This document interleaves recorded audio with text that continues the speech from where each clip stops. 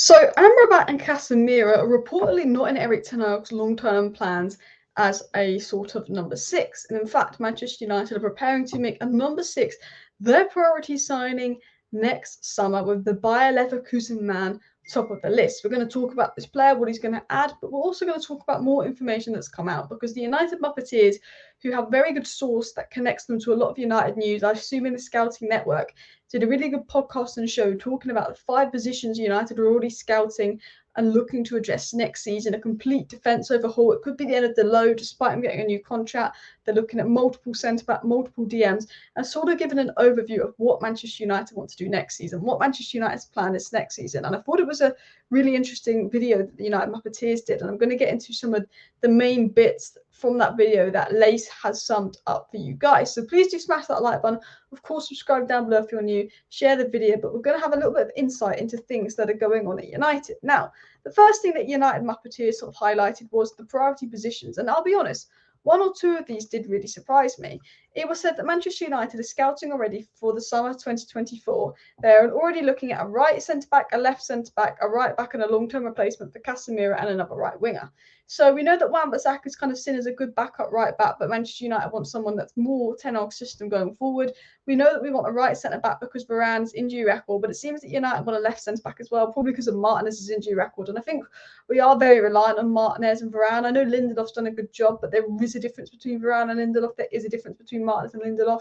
And, you know, we've got Martinez and Varane that are brilliant. And I think Varane is becoming one of the most underrated centre backs in the league, because people want to talk about Varane because like he's bad, especially rivals. A lot of people don't like Varane, but actually until Varane's missing, people forget actually how much he stabilises the defence. So United seem to be looking at 2 centre-backs and a right-back, I think, just to improve their depth at the back, which is definitely costing us, but a Casemiro replacement long-term. And that's not said to be Amrabat. Amrabat's more of a short-term one. And you know what, that doesn't surprise me. We saw Ten Hag sort of playing Maino in that Casemiro. We know Maino is a big part of Man United's midfield plan going forward, but also he highlighted another right wing. And the fact that Man United are looking at another right winger despite signing Antony last season says, A, one, because we know that Ten Hag isn't a big favourite of Sancho, but B, it might be because Ten Hag doesn't rate Antony highly. You know, Ten Hag plays Antony because he works hard for the team, and Antony normally plays over Sancho just because with Antony you get someone that does the tracking back and the work stuff. Antony hasn't been good enough at United, and Ten Hag might know that. He might know that this signing hasn't lived up to the price, and United seem to be looking at another right winger.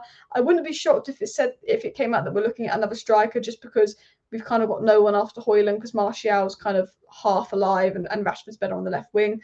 I assume striker will be added to that list, but that was sort of the overview of what the United Muppeteers said and what United are looking at next season. Now, I actually want to get into a little bit more detail about what was actually said in this video by the United Muppeteers, and actually kind of sum up a few things they said.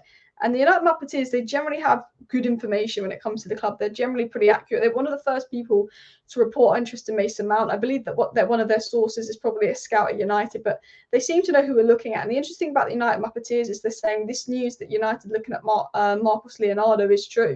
You know, they're not saying we're going to get Marcos Leonardo, but again, they seem to be confirming that, you know, Man United's interest in striker Marcos Leonardo is genuine. And, you know, the potential, if the money's there, if we sell someone, a January move for this guy who will only be 60 million euros.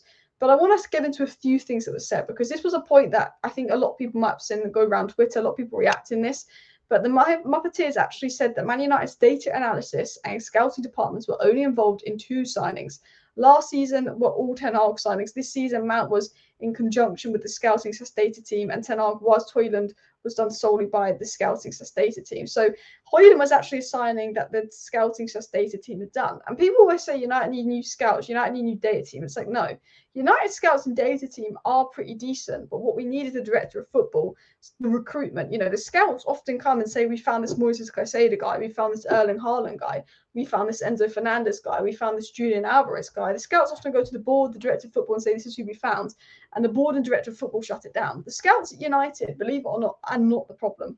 They found Enzo Fernandez. They found Erling Haaland years ago. They found Moises Caicedo. They found all these brilliant talents, the scouts at United. They found all these brilliant talents, but the board shut it down. You know, Arnold, Murta, Woodward, whoever it's been, they've always shut it down. And a lot of people were outraged by this. They're saying, you know, Ten Hag shouldn't be, choosing half of our signings, which is true. Ten Hag has the right to have a say in every signing. We should sign people Ten Hag wants, but we should be letting the recruitment department, the director of football, and the scouts sort of choose those players for us to fit what Ten Hag wants. There should be signings that the manager approves. But yeah, you know, the director of football, the scouting department needs to do more. Now, the scouting department have done their thing and scouting Højlund. I think that Højlund will be a great signing. But it's clear that, you know, Ten Hag is having a say for 2 of our 4 signings. He chose Amrabat. He chose, of course, I was about to say Mason Mount and Onana. And you could look at it one way and say, but yeah, he knows Onana, he knows Amrabat, he worked with both of them. You know, the board and the scouts didn't pick out these signings. You could say it like that, but I do think it is worrying, you know, that the lack of director of football's ability at United, that, you know, Ten Hag should be focusing on management. Ten Hag needs to approve the signings, but Ten Hag shouldn't be picking out the signings that we sign.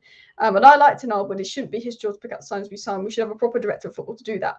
We have the scouts to scout the players, to go to the director of football. And the director of football's job is to kind of say, does this player suit what the manager needs? Does this player suit the manager's plan? All of that as well. That's what the scouts' job is. The scouts have done their job. Alice is really messing up today. We need a director of football that is looking at the players that the scouts have scouted, going to the manager, seeing if this player interlinks with what they want, and sort of making the right decisions. We need a proper director of football that is there getting all the players that the manager needs. A director of football that knows that we need a DM, a right centre-back, a goalkeeper, you know, and approves this with the scouts and make sure it's who the manager wants. And I think that's what we don't have at United. And I did an absolute mouthful explaining that.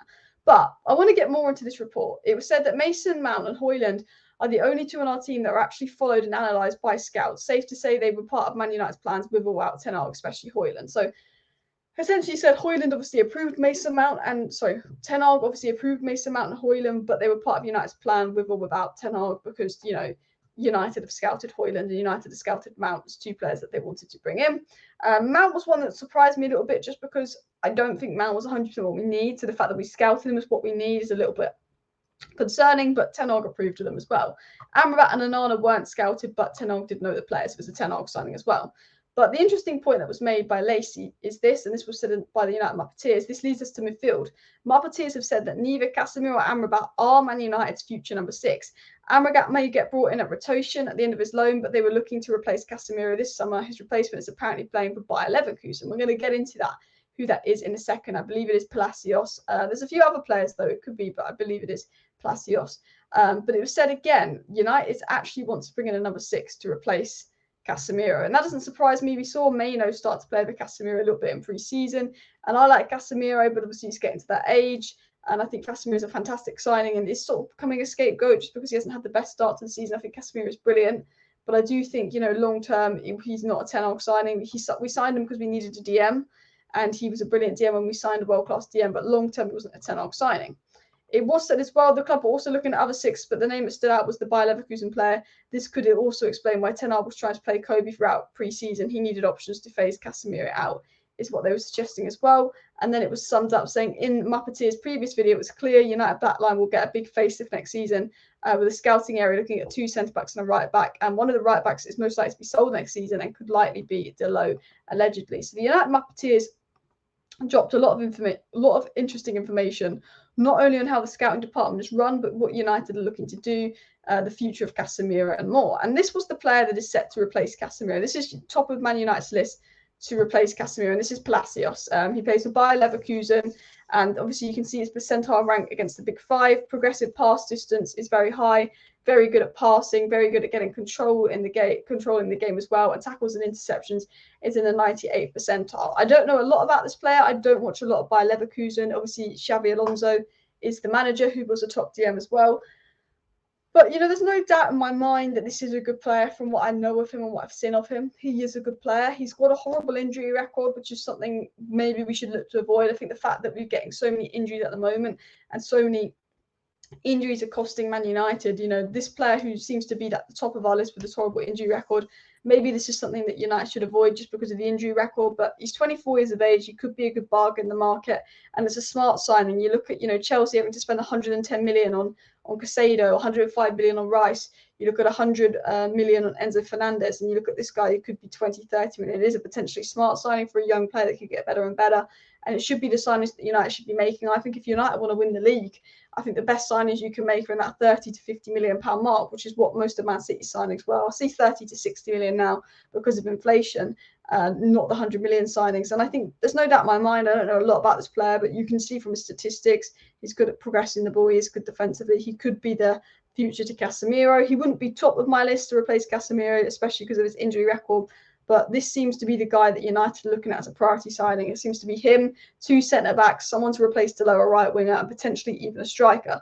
So this was an insight into what Man United might be doing next season. I hope you enjoyed today's video. Please do smash that like button. Of course, subscribe down below if you're new and share the video. I will be back if there's any interesting stories, but it is quite a quiet news day today, and I am out and about and busy enjoying the sun. So I'm not sure if there'll be a video tonight, but there might be. Do subscribe for that. Thank you for watching. Bye.